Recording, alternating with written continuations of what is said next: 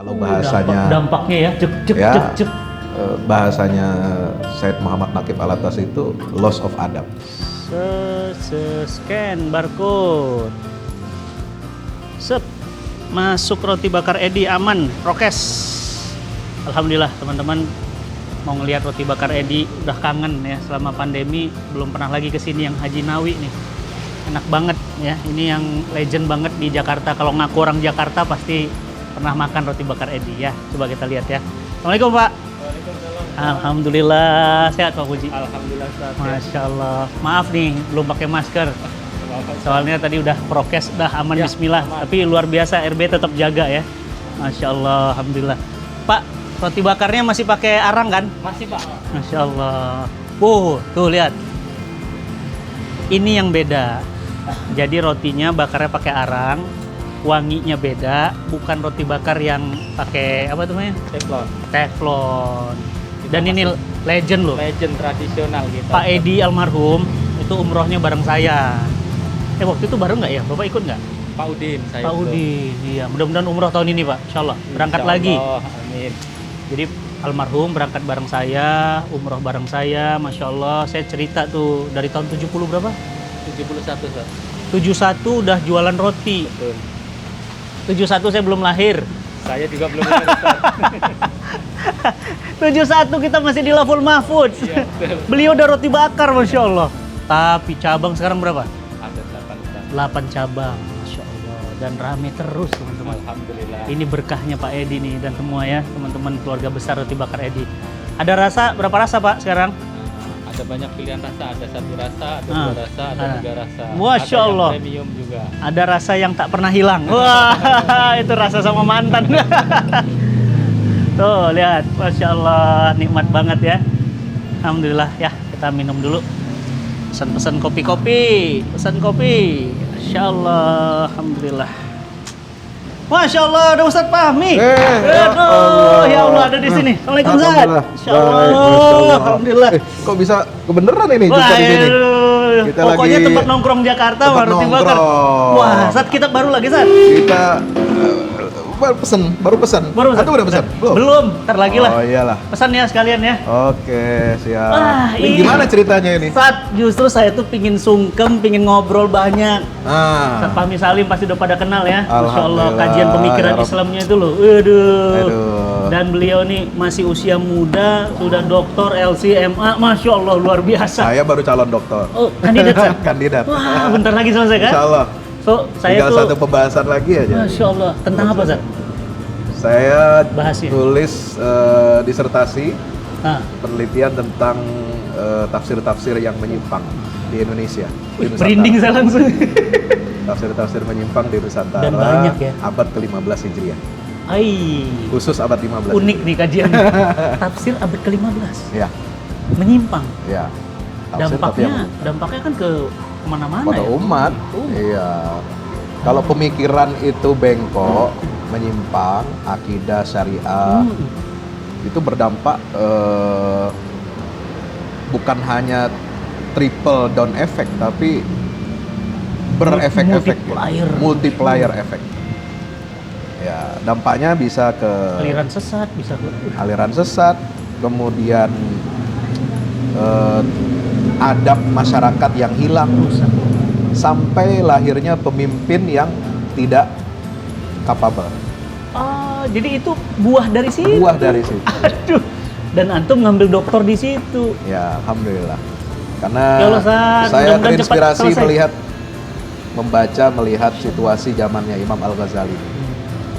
Itu yang Sat, menyebabkan kondisi umat Islam Afwan, terpuruk. Sat, ini seru banget. Ya. Kalau di sini kan panas. Oke. Ingin di ruangan AC. Wah, Saya udah booking soalnya, Sat. siap. Sat, gimana tadi Sat? Tafsir menyimpang di abad ke-15, antum mengambil itu. Dan efek buahnya pemimpin-pemimpin yang zolim itu lahir dari situ. Peradaban manusia yang nggak punya beradab di Iya, situ. nggak punya. Gara-gara tafsir. Gara-gara Dan- karena Quran ini kan poros peradaban Islam, pusat gerakan pemikiran umat Islam itu semua kan berasal dari Al-Quran. Ya. Kalau interaksi dengan Quran kita itu salah, keliru, itu dampaknya luar biasa. Kemana-mana. Bahkan bukan hanya keliru dalam interaksi, tapi nggak paham Al-Quran. Itu yang berbahaya. Boleh kasih contoh, Ustaz? Banyak pemimpin, saya kira semua pemimpin masyarakat kayaknya sholat ya. Dan tingkat kepatuhan orang Muslim Indonesia terhadap agama, sholat, umroh, haji, puasa itu tinggi dibandingkan bahkan mungkin masyarakat Arab, Turki yang kita tahu luar biasa, kita sering dengar gitu ya. Tapi sebenarnya kepatuhan terhadap ajaran Islam ini Indonesia masih jauh lebih tinggi. Hanya permasalahannya pemahaman yang masih bermasalah ya. Sehingga tadi lahirlah multiplier effect yang sangat disayangkan. Sehingga harapan ada kebangkitan Islam dari Indonesia itu agak terhambat. Karena kita ada problem di sini dengan Al-Quran kita, dengan pemikiran Islam kita. Ya, meskipun mungkin negara-negara Muslim yang lain jumlah Muslimnya lebih sedikit daripada kita, tetapi kenapa bisa mereka itu bisa leading? Malaysia, lebih Turki, produktif, inovatif, Mesir, ya, kemudian Sudan. Itu yang saya lihat karena kelas menengah dan para ulamanya itu mereka memiliki tahapan program-program dan pemahaman tentang Al-Quran yang cukup mapan. Ini yang membedakan kita dengan mereka. Sehingga ya harapan kebangkitan Islam Indonesia itu sebenarnya besar, tapi problemnya itu tadi. Iya, kita terlalu banyak umatnya. Patuh secara umum, tetapi pemahamannya terhadap agama, terhadap Al-Quran ini yang masih minim. Gitu, jadi dampaknya ke sikap, tingkah laku, pemahaman, semua. Adalah azan dilarang lah. Oh iya. Azan setara suara anjing itu kan juga. Itu karena pemimpin yang tidak kompeten. Pemimpin yang tidak capable. Kok bisa gitu? Itu lahir, dipilih. Ya, dari orang yang nggak capable. Dari orang yang jahil terhadap agama. Kalau bahasanya dampaknya ya, cek. Bahasanya Said Muhammad Naqib Alatas itu loss of adab. Loss of adab ini melahirkan kekacauan perilaku dan pemikiran di tengah umat. Umat yang rusak itu mengakibatkan munculnya, terpilihnya pemimpin-pemimpin yang tidak beradab. Gitu. Sebab model contoh sekarang. Saya kira banyak ya universitas Islam di Indonesia ini. Banyak banget. Yang pinter-pinter dan berakhlak, melahirkan sarjana-sarjana yang berintegritas. Tapi kenapa yang begitu? Yang mohon maaf, yang ngurusi keagamaan di Indonesia kok begini gitu ya? Saya nggak habis pikir teman-teman nih. Nah, itu terjadi kenapa? Ya lagi-lagi kembali kepada akar tadi, masalahnya yang tidak kita sentuh. Ini berakumulasi puluhan tahun, kemudian melahirkan sistem yang dihasilkan dari orang-orang politik, dihasilkan oleh orang-orang yang seperti ini yang tidak beradab. Astagfirullahaladzim. Kemudian mengangkat pejabat dan pemimpin yang juga sesuai menteri sesuai dengan kriteria populisme. Siapa yang punya masa besar? Siapa yang berani, yang istilahnya sesuai dengan sevisi dengan partai yang berkuasa misalnya. Nah, itu yang dipilih. Jadi bukan orang yang berintegritas, bukan orang berilmu, bukan orang yang beradab. Ini persoalan itu. Makanya benar Sat ya. Ada yang bilang memang kondisi hari ini itu kita sama sekali nggak nyangka gitu. Nggak nyangka. Sampai begini ya, seburuk-buruknya, mohon maaf. Sekurang-kurangnya era Orde Lama. Bung Karno, terutama di akhir-akhir demokrasi terpimpin, seburuk-buruknya era Presiden Pak Harto, terutama di awal-awal 20 tahun pertama beliau memimpin, ya, kelompok Islamofobia ini yang mencengkram Republik ini, kayaknya nggak segitu amat, nggak gitu-gitu banget. Memang pernah terjadi episode yang kelam dalam sejarah. perjalanan umat Islam ini di akhir setelah tahun 60-an, setelah PKI. setelah konstituante dibubarkan, Iya. kemudian kembali ke Undang-Undang Dasar 45, lalu kemudian jadi demokrasi terpimpin dan Iya. Bung Karno merangkul komunis, ya, dengan membuat sistem Nasakom, ya, kabinet 3 kaki, nasionalis, agama dan komunis, yang itu ditentang oleh partai-partai Islam, termasuk juga Partai Sosialis Indonesia waktu itu. Tapi secara umum kondisi saat itu pemimpin-pemimpin Islam ini walaupun ada yang masuk ke dalam sistem, tapi mereka ini berpikir ukhuwahnya itu masih jalan. Artinya masih punya adab. Hubungan dengan ormas Islam yang lain, hubungan dengan masih ada tenggang rasa, walaupun ada provokasi-provokasi dari komunis gitu ya, atau alat masih kekuasaan, jalan tapi ya, gitu. Masih jalan. Bahkan yang menentang Nasakom itu sendiri dari unsur kaum muda Nahdlatul Ulama waktu itu kenceng, ikut bergabung dalam Liga Demokrasi Indonesia yang menentang Nasakom. Seperti Ketua Umum GP Ansor waktu itu, itu sempat juga dipenjara, sama seperti tokoh Masumi yang lainnya. Kemudian ketika Kiai Saifuddin Zuhri, Menteri Agama waktu itu ya, itu diminta untuk membubarkan HMI, beliau menolak. Itu Menteri Agama zaman itu. Zaman itu Menteri Agama. Iya kan? Saya baca itu luar biasa loh. Artinya garis ideologi politik keagamaan mungkin bisa berbeda gitu ya. Tapi tetap menjaga ukhuwah, adab kepada sama muslim. Nggak mau dia bubarin.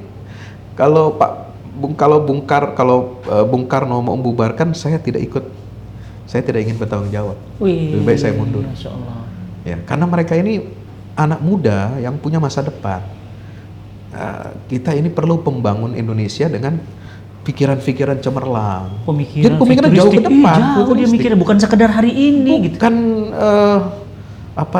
kepentingan golongan, ego sektoral, atau egoisme, fanatisme mazhab ke kelompok, enggak. Itu kan luar biasa.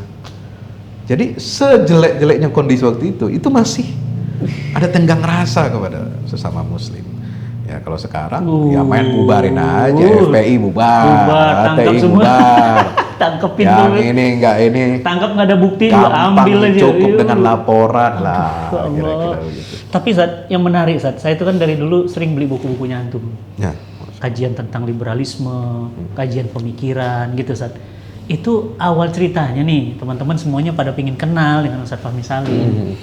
Awalnya, ya sambil biar ini juga roti bakarnya enak banget dibakarnya pakai arang saya pingin bakar pakai arang ya. Pakai arang ini kan roti bakar paling legend. 71 udah jualan roti bakar. Biasa. Saya belum lahir. Sama kita belum lahir di Jakarta. Ini daerah Jakarta Selatan ini masih kebun. Gimana kebun hutan kali? Masih hutan. Kita pingin lebih kenal lebih dekat asal keluarganya, kemudian dulu Azhar, setelah Azhar, sebelum Azhar apa, kemudian sampai sekarang produktif banget ya buku-buku. Waduh, tuh buku-buku pemikiran itu tersebar, bahkan juga aktif di MIUMI, di MUI dan yang lainnya. Pingin kenal lebih dekat dengan Ustadz Fahmi. Iya, teman-teman ya, ini saya beruntung sekali ini bisa bersahabat dengan Ustadz Fatih Karim. Saya mah murid, bukan sahabat. Jauh biasa. Beliau ya orang rendah hati sekali, tapi karya dakwahnya jauh lebih banyak dari saya. Allah. Jadi saya juga ngiri. Boleh kan ngiri, tapi hal-hal yang baik gitu ya. Beliau ngiri, saya nganan. Iya. Jadi nggak boleh iri kecuali pada dua hal. Kepada orang yang diberikan harta untuk banyak infak ke jalan Allah, atau iri kepada orang yang berilmu kemudian beramal untuk dakwah gitu ya. Jadi saya sebenarnya lahir dari keluarga besar. Keluarga ulama kan? Keluarga besar, dibilang keluarga ulama tidak 100%, tapi keluarga kakek nenek saya, datuk saya mereka pencinta ulama. Pencinta ulama.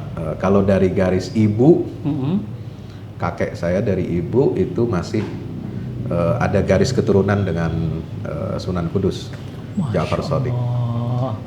Kemudian kalau Shadiq, iya. dari ayah, Berarti ibu Jawa ya? ibu saya Madura, Oh, lahir Madura. di Madura, di Bangkalan. Bangkalan. Kakek aslinya itu orang Kudus, cuma diambil anak oleh orang Madura sejak Iya, kecil, iya. diadopsi. Iya. Dan besar di Madura, jadi menikah dengan nenek saya dari ibu itu di Madura gitu ya, di Bangkalan. Nah, kalau dari garis ayah saya ini Melayu sukunya, Melayu. dari Sama kayak Kalimantan istri Barat. saya. Di Kalimantan Barat. Jadi Pontianak. Melayu itu kan Kalimantan Barat, Riau, Sumatera Utara, ya kan? Itu satu rumpun lah ya, Melayu. Kepri itu. Melayu. Melayu, Madura. tapi garis keturunannya asal usulnya itu sampai ke justru bukan asli Kalimantan yang Melayunya, tapi ke Makassar. Oh malah. Dari Iya, Raja Goa. Iya, saya dapat kabar begitu, Bu. Ada Masih keluarga Makassar. Keluarga di sana. Dan dari nenek dari ayah itu sampai ke Kesultanan Brunei. Ya. Kalau diurut-urut gitu ya, kita dapat silsilah keluarga seperti itu. Ya, saya ini anak bungsu, Paling kecil. paling kecil. Jadi memang sejak kecil sekali orang tua itu mendidik kita semua 9 bersaudara ini ya dengan pendidikan agama yang cukup ketat di rumah. Iya.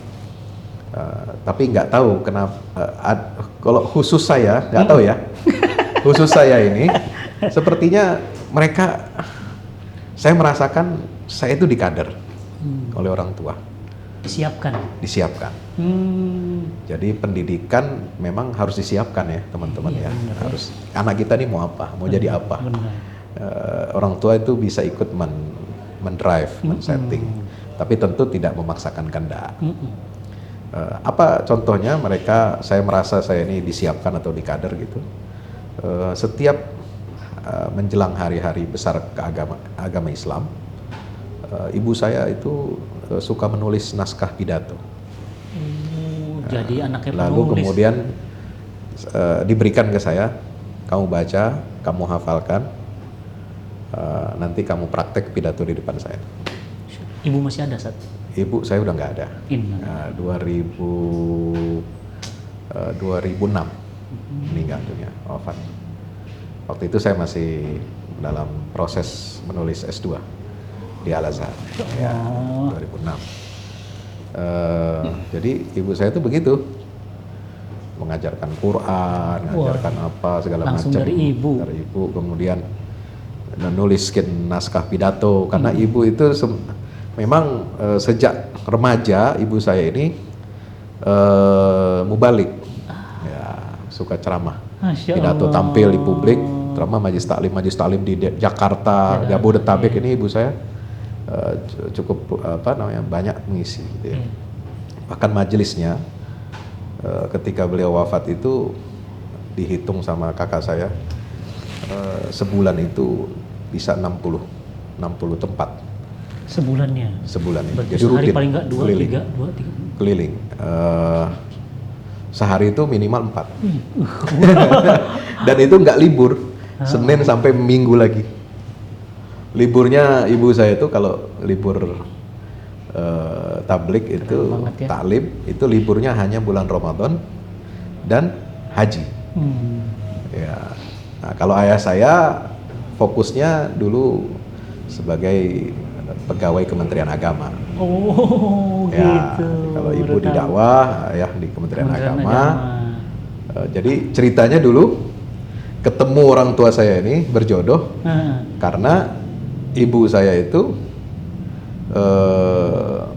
diminta untuk menggantikan kiainya. Beliau dulu sekolah di Muallimat Muhammadiyah. Masya Allah. Sekolah guru, calon guru Muhammadiyah di Senen, di Tanah Tinggi. Kiainya itu namanya SS Jam'an, Kiai Haji SS Jam'an. Menggantikan beliau. Nah, waktu itu beliau sakit,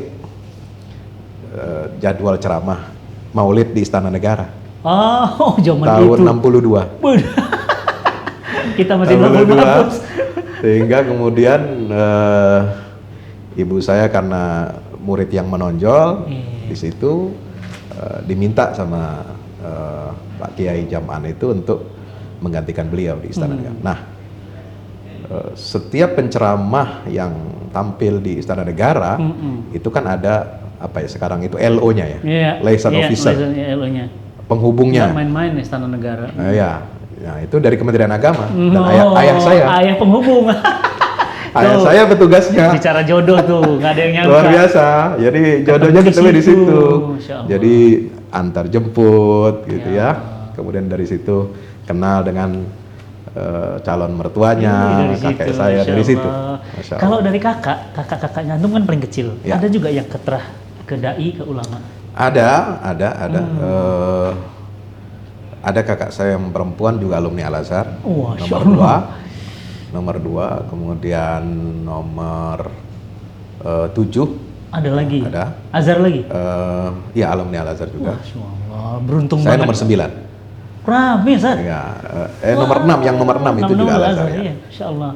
Saya nomor 9 juga di Al Azhar. Waktu di Azhar ngambil apa, Zat? Saya di Fakultas Usuluddin.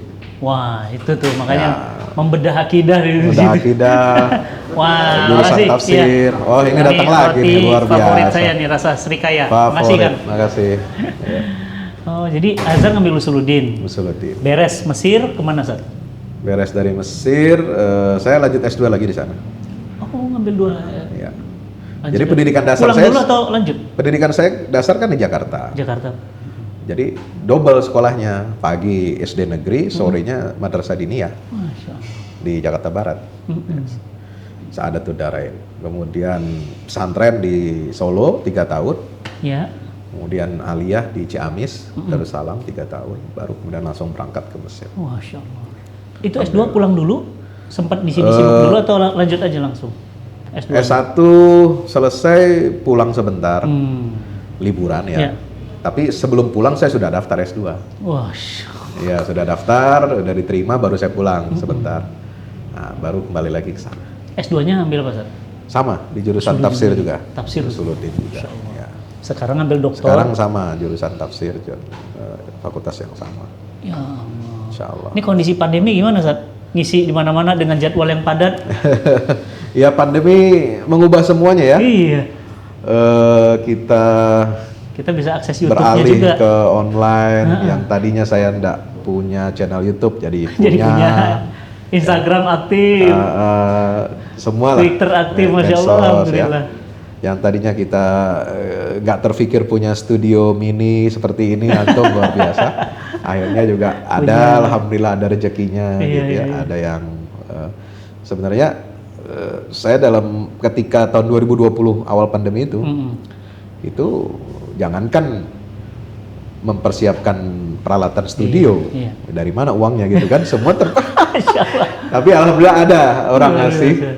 Masya Allah. Lalu kemudian saya pikir untuk apa uang ini? Ah, Saya terpikir, oh ya sudah saya bikin studio lah. Iya, Saya beli peralatan itu, alhamdulillah tinggal tambah sedikit ya jadilah itu, alhamdulillah. Tad, mumpung ketemu ahlinya, saya ingin tanya, masyarakat resah, tanya langsung ya, orang MUI, orang MIUMI, ahlinya ya, tafsir, dan masyarakat banyak tanya, katanya tafsir Kementerian Agama itu kayak nggak layak, banyak dipermasalahkan tafsirnya Tafsirnya atau terjemahnya ya? gitu Saat. Bagaimana kita menyikapi Saat? Kan lembaga hari ini kan MUI, Menak itu kan adalah lembaga yang dipercaya masyarakat awam ya. Iya. Gimana Saat? Kayak tafsir-tafsir yang mereka selama ini, Iya. terjemah selama ini yang mereka ini. Sikap kita bagaimana? Lembaga penerjemah Al-Quran di Indonesia itu kan sudah ada sejak tahun 63 atau 62 pertama kali itu. Jadi zaman Orde Lama ya. Dulu ada Profesor Bustami Abdul Ghani, kemudian Prof. Mahmud Yunus masuk di tim itu. Terus berkembang zaman Orde Baru, percetakan mushaf, percetakan terjemah Al-Quran. Bahkan kemudian menerbitkan tafsir ya, tafsir Al-Quran Kementerian Agama. Ada timnya banyak sekali. Jadi menarik, Kalau dalam persoalan terjemah dan tafsir Quran di Indonesia ini, itu karya-karya ulama Nusantara ini sangat produktif. Hebat-hebat. Hebat-hebat. Ada tafsir Al-Azhar Hamkai, Iya. tafsir Ahasan, Iya. ada Hasbiah Siddiqi dan lain sebagainya. Itu mereka punya gaya masing-masing dan punya ciri khas masing-masing. Saya kira dalam masalah penerjemahan ini memang diperlukan sebuah tim ya, Iya. sebuah tim. Tapi kadang-kadang lemahnya kerja tim Ya. itu sulit untuk mensinkronkan hasil terjemah satu orang dengan yang lain. Di Ya. situ. Nah, kalau satu orang yang menerjemahkan sendiri itu bisa lebih konsisten. Iya. Tapi begitu tim. Nah, contoh Al-Furqonnya Ahasan ya, kemudian Tengku Hasbiah Siddiqi, An-Nur misalnya, atau Buya Hamka itu kan dia seorang. Sehingga terjemahan Al-Qur'annya itu, terjemahan tafsiriyahnya itu cukup lebih konsisten. Sehingga nggak ada perubahan-perubahan lah kira-kira. Nah, kalau terjemahan Al-Quran tim, Ya. biasanya selalu ada perubahan, ada koreksi, versi tahun sekian, nanti direvisi terus, mengikuti perkembangan. Jadi itu problemnya, Ustaz. Saya melihat itu. Masalahnya di situ. Jadi kenapa nih masyarakat sering banyak tanya, kenapa sih itu terjemahan Aulia, Iya. Maidah 51 kok Lagi berubah? rame, iya.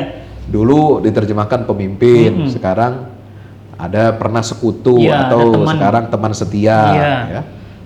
Ini bingung. Dan dituduh katanya Al-Quran sesat, Al-Quran baru. Apakah itu pemalsuan Al-Quran yang dipalsukan, atau itu kekeliruan yang sengaja atau tidak? Saya kira tidak ya. Karena yang namanya kerja terjemah itu kan memilih. Karena nggak bisa mengambil semua makna dalam satu ayat. Harus salah Sebab satu begini, makna, iya. istilah Al-Quran itu nggak bisa diterjemahkan letterlek. Iya. Makanya ada terjemah tafsiriyah. Terjemahan secara harfiah itu diharamkan oleh ulama, oleh seluruh Iya, ulama betul. dari seluruh mazhab. Yang mungkin adalah terjemahan melalui penafsiran. Iya. Nah, tafsir terhadap kosakata Al-Quran itu sangat luas maknanya. Contoh wali. Suatu bahasa aja bisa Satu mustarok. bahasa mustarok, ada lafzi, mustarok, maknawi, macam-macam. Jadi satu kata misalnya aulia, wali itu artinya banyak. Tapi semuanya menunjukkan ada benang merah. Iya. Ya, mau kita artikan sekutu, mau kita artikan pemimpin, mau Iya. kita artikan teman setia atau pelindung, ya. Itu artinya ujungnya muaranya satu. Maknanya kedekatan. Iya.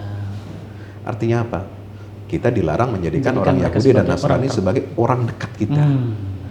Ya, berteman boleh, Boleh. tapi jangan dijadikan teman kepercayaan. Iya. Anda memberikan amanah, Anda Bisa pakai aulia di situ. menyingkap rahasia, kan nggak boleh kepada mereka. Ya, jadi mau sekutu kan teman dekat. Kalau sekutu kan, jadi rahasia kita rahasia dia rahasia kita, itu kan sekutu. Iya. Kalau ada yang dirahasiakan berarti itu bukan sekutu sejati. Itu artinya pura-pura, gitu kan? Pura-pura aja. Pemimpin diartikan wali, diartikan pemimpin karena pemimpin harus dekat dengan rakyat. Jadi wali kota, Iya. wali murid, wali santri kan dia orang paling dekat dengan santri. Iya. Ya, orang tuanya paling dekat kan. Iya. Wali murid juga seperti itu. Guru yang paling dekat dengan Orang terdekat, anak murid aulia. ya wali muridnya itu. Wali kota sama juga, wali negara, wali nagari kalau Iya. di Aceh atau Sumbar. Aulia, wali, satu Wali. kata. Ya, jadi dia harus dekat kepada rakyat. Teman setia juga sama. Jadi yang dilarang itu kan kalau jadi makna itu semua sama sebenarnya. Jadi kita nggak usah bingung. Iya. Nah, yang begini kan memahami itu nggak gampang. Kalau orang awam melihatnya perbedaan terjemah berarti ini ada yang berubah nih. Padahal terjemah itu bukan Quran, Iya. pemirsa. Jadi Iya. tidak ada yang dipalsukan. Qurannya tetap sama. redaksinya tetap sama. Ayatnya sama. Ayatnya sama, posisinya sama. Hanya perbedaan pilihan kata Iya. untuk menerjemahkan istilahnya. Ada yang menarik saat ketika orang ingat Ustadz Fahmi Salim itu selalu mengcounter pemikiran liberal. Bahkan diundang di TV One, di mana kalau ada pemikiran-pemikiran atau apa kajian pemikiran pasti beliau nih. Kenapa Ustadz getol banget untuk beresin pemikiran umat? Liberalisme, sekularisme. Ya, karena saya dari pengalaman Kenapa? sejarah, dari pengalaman dakwah Rasulullah, Sallallahu alaihi wasallam. sahabat tabi'in, ya. Apa sih rahasia suksesnya dakwahnya Rasulullah? Sehingga bisa dalam tempo Singkat cepat seperti itu. bisa Menguasai dunia. menguasai dunia. Khulafaur Rasyidin bisa menguasai dunia, melanjutkan perjuangan Nabi. Karena